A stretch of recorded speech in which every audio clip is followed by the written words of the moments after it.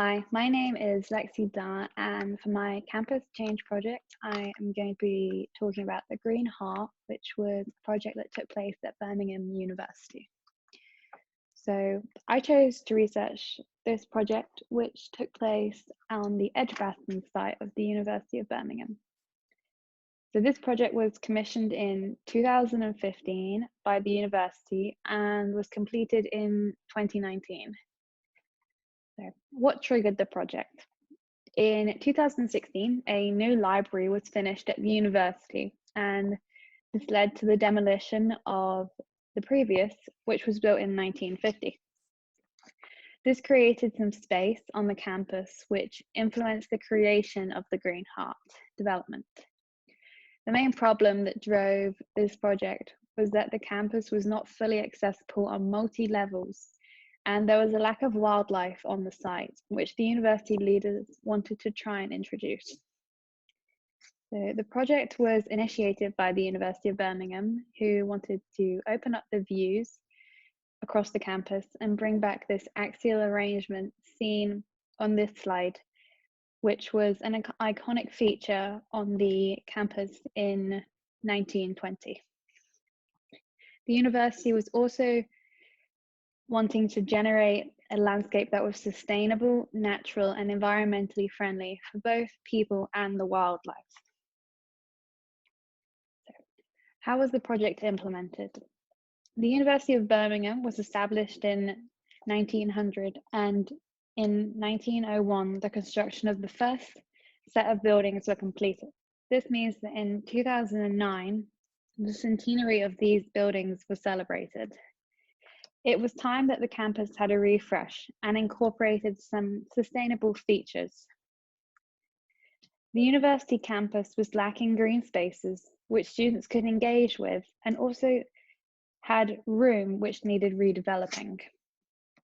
The university, with Normad RDC Ltd, undertook extensive public consultations, ensuring that they got a wide variety of feedback from students and staff to ensure that the project would serve a purpose and enhance the overall experience you get from visiting the campus.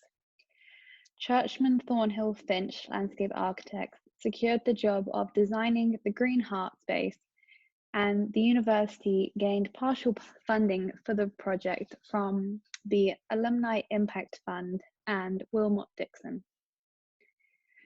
The construction of this project took place in and out of term times, and they ensured that no major construction took place during the exam seasons.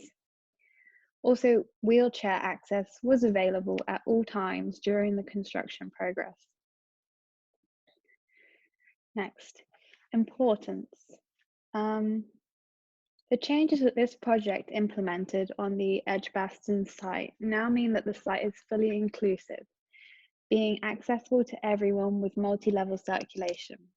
This project also provided more places for students to study and relax around campus, enhancing the student experience.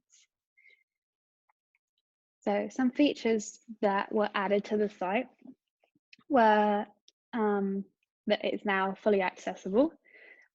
Pedestrian and cycle routes were also included on the site, which promotes staying healthy and active. They also brought in wildflowers and native plants into the landscape, and this has aided kind of in attracting new wildlife to the site. Also, the inclusion of new study areas outside, which has encouraged students to spend their time out enjoying the environment and kind of not staying cooped up indoors, which is good for your mental health. So sustainability, this was a key concept when designing the site, and there is a part of it which they created an area of paving which is energy generating. So as you walk over it, it produces energy, which is then fed into these recharging stations for mobile devices. This is a really unique feature and is the first of its kind found at a UK university. Sustainability was also at the core of this project when it was first generated, and this is becoming an ever more important factor in everyday life. The leaders of this project wanted to create this sustainable culture at the university, which would hopefully rub off onto the students and influence their day-to-day lives. I hadn't thought about how sustainability would be displayed kind of through leadership before, and kind of researching this project and kind of learning how it all went about kind of really opened up my eyes to how a development like this can have a real impact on the culture of sustainability in a certain place. So next, so leadership. Many people were involved in this whole development, and they kind of all held varying leadership positions. They would have had to collaborate on designs, and the leaders at the university would have been communicating with the contractors to ensure that they both understood how the project was moving and if there were any activities occurring which may be disrupted by either the going-ons of the university or by the construction. The Green Heart project cost £16.9 million, and kind of this shows kind of the amount of money that the university are kind of willing to put into regenerating the campus and providing students with a cleaner air quality and a sustainable working environment. The university wanted to draw on ideas they'd received from students and other people using the site, and they introduced this collaborative work culture between the designers and the students, which turned out to be a really effective technique. And now they have this site which students can walk around and experience and see the ideas that they suggested, and that draws more people into the space. Creativity played a huge part in the design of the Green Heart, and exploring ideas, issues and problems that they may face along the way kind of would have took place as like the first step when outlining this project. Also, I think integrative and iterative thinking would have taken place by the university and Normad RDC Ltd when trying to find ways to get students to engage in contributing their views for the space. And like through this preliminary research carried out, they would have been able to find kind of a process of communicating with students which would have helped keeping students and staff up to date with the construction and whether there would be any disruptions on campus. So lastly, why this project resonated with me.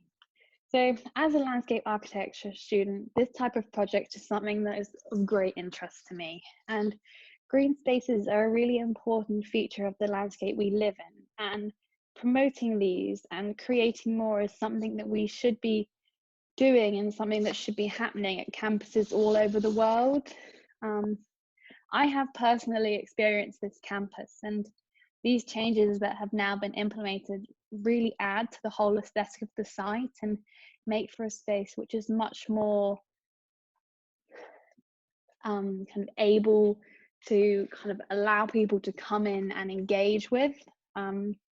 This campus is kind of its own little town, and regenerating the spaces surrounding the university has made the site more accessible to everyone.